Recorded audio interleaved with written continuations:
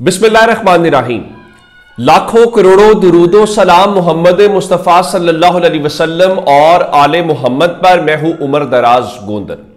मैं आपको पाकिस्तान में स्टेट ऑफ अफेयर्स कैसे चलते हैं और पाकिस्तान में आइन कानून की क्या वक़्त या हैसियत है उसके मुतालिक खबर देना चाहता हूं कि एक सूबे में एक अवाम के वोटों से आने वाला जो चीफ मिनिस्टर होता है उसकी क्या हैसियत है और इस मुल्क में जो असल ताकत वाले हैं उनकी क्या पोजीशन या पावर है।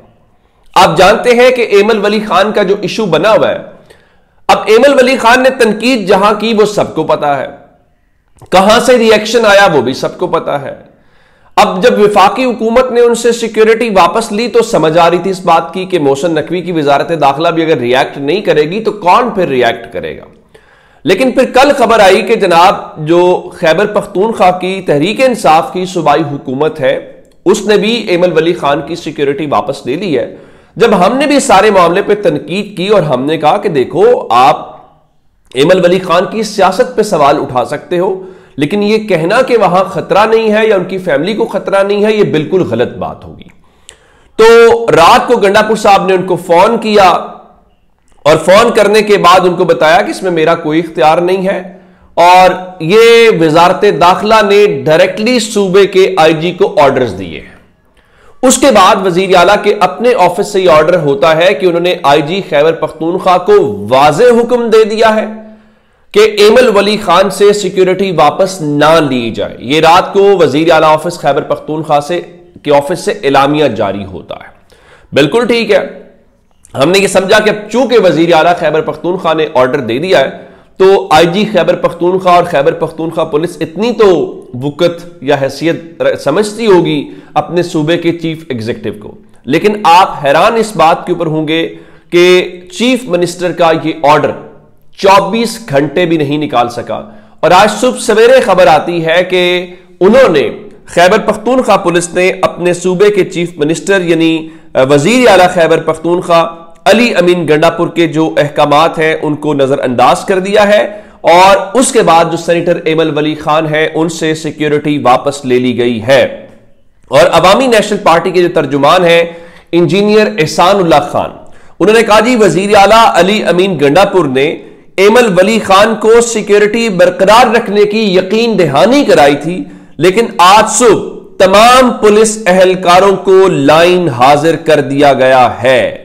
तो अब जो रात अली अमीन गंडापुर साहब ने कहा था कि किसी की जान पर कोई समझौता नहीं किया जाएगा, सिक्योरिटी वापस नहीं दी जाएगी और विफाकी हुकूमत सूबे में जो इख्तियारात का नाजायज इस्तेमाल कर रही है वो नाकाबिल कबूल है।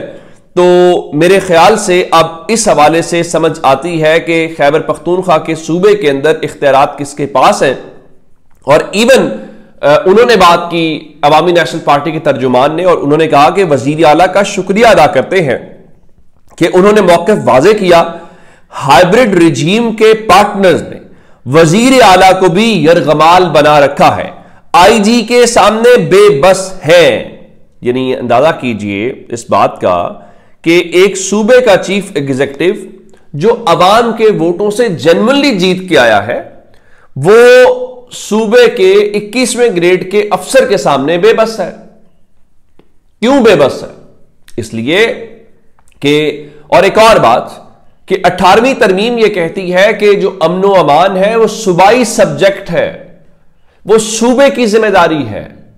यानी खुदा न खास्ता कोई गड़बड़ होती है, कोई वाकया ऐसा होता है तो उसका जवाब विफाक ने नहीं देना होता, उसका जवाब सूबाई हुकूमत ने देना होता है। वो पंजाब की हो, वो सिंध की हो, बलूचिस्तान की हो, खैबर पख्तूनख्वा की हो, कि बताएं जी आपकी सिक्योरिटी कहां गई, बताएं जी आप यहां पे नाकाम क्यों हुए। लेकिन अंदाजा कीजिए कि सूबे का चीफ एग्जीक्यूटिव फोन करके वजाहतें दे रहा है कि इसमें मेरा कोई लेना देना नहीं है, यह विफाक ने किया है, फिर वो ऑर्डर्स देता है, फिर वो अवामी सतह पे बताता है। तो इससे बड़ी एम्बैरेसमेंट कोई सूबाई हुकूमत के लिए हो सकती है।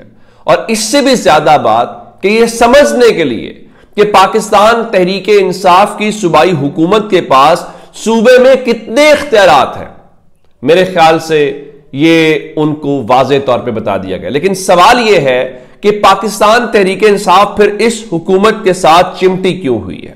यानी आईजी आपकी बात नहीं मानता, पुलिस आपकी बात नहीं मानती, ऑपरेशंस आपके सूबे में होते हैं वो आपकी कोई बात नहीं सुनता। तहरीक इंसाफ का कारकुन आपसे नाराज है, वो कहता है भाई आप इमरान खान के लिए क्या कर रहे हैं, आप तो वजारतें इंजॉय कर रहे हैं, पार्टी में ग्रुप बनियां हो रही हैं, इधर इस वजीर को निकाल दिया, उस वजीर का कलमदान तब्दील कर दिया।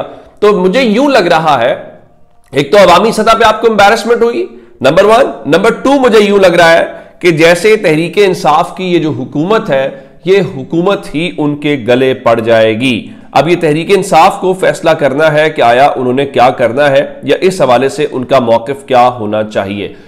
वरना हमने ये माजी में देखा है कि इमरान खान तो उन लोगों में शामिल है जिन्होंने सूबाई अपनी 2 हुकूमतें कुर्बान कर दी इस बुनियाद के ऊपर कि लोगों से फैसला करवाया जाएगा। और इमरान खान से याद आया, आज इमरान खान का जन्मदिन है और रात को एक अच्छी जो चीज हमने देखी वो कराची में जो मिलेनियम मॉल है वहां पर पाकिस्तान तहरीक इंसाफ के जो कारकुनान हैं और अवाम की एक बड़ी तादाद पहुंची और उन्होंने इमरान खान की जन्मदिन की जो भी जश्न था वो मनाया और इमरान खान के हक में नारेबाजी की।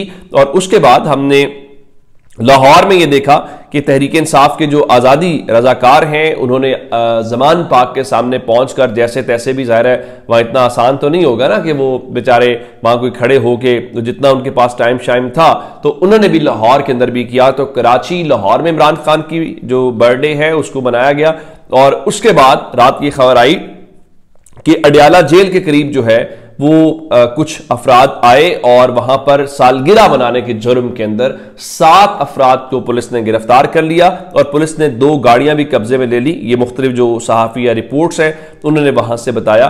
तो अब इस मुल्क के अंदर अगर किसी की किसी लीडर के साथ वाबस्तगी है, जाहिर है वो इमरान खान है, तो इमरान खान से वाबस्तगी का इजहार करना भी जुर्म है। और ये तो वो पॉलिटिकल पार्टी है और अगर ये कहा जाए, देखिए वो ये नहीं कह रहा कि इमरान खान के हक में बात की जाए, जहां पे इमरान खान ठीक है या उनकी पॉलिसी दुरुस्त थी, अगर ये कहा जाए कि ये इमरान खान का फैसला था या ये कहा जाए कि इमरान खान की इस पे बेहतर पॉलिसी थी, तो फिलहाल पाकिस्तान में इस मामले के ऊपर बात करने की भी आज़ादी या इजाज़त नहीं है।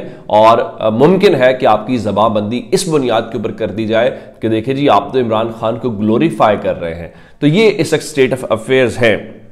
तो मेरा ख्याल है कि ये हालात वाक़यात हमारे सामने। दूसरा एक और इम्पॉर्टेंट बात ये है कि आप जानते हैं कि जो फाइनेंशियल टाइम्स की स्टोरी हमारे सामने आई उन चीज़ों को लेकर अब उस पर कुछ मजीद रद्द-ए-अमल आया है और रात को इस सिलसिले में एक तो मालूम पड़ा कि कल कुछ जो सीनियर जर्नलिस्ट हैं वो कुछ इस्टेब्लिशमेंट के लोगों से उनकी मुलाकात थी।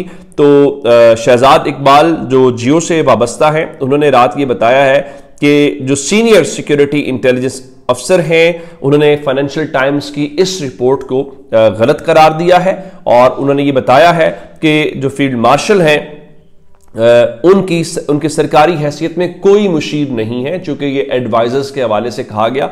और फिर उसमें यह भी कहा गया कि देखिए अगर कोई इनफरादी तौर पे बात करता है तो इनफरादी तौर के ऊपर उसको आर्मी चीफ से या हुकूमत से नहीं जोड़ा जा सकता। और ये उसमें कहा गया है कि जी अमेरिका को पसनी के अंदर जो बंदरगाह बनाने की सरकारी सतह के ऊपर कोई पेशकश नहीं की गई और उनका जी कोई इनिशियल लेवल के ऊपर। और फिर उसमें एक और बात इस बार की गई है जी कमर्शियल पर्सपेक्टिव्स के हवाले से बहुत सारे जो प्रपोजल्स हैं, जो ऑफर्स हैं वो मौजूद हैं। अब एक जानिब आप उसको ये कहें कि मौजूद नहीं है, फिर कहा जाए कि इंडिविजुअल है, तो इंडिविजुअल भी कोई वैसे थोड़ी जाके बात करेगा। किसी को कहा जाएगा या कोई ग्रीन सिग्नल होगा तो इम्कान तो यही है वो तभी बात करेगा। अपना बहुत सारा ख्याल रखिएगा। खुदा हाफिज।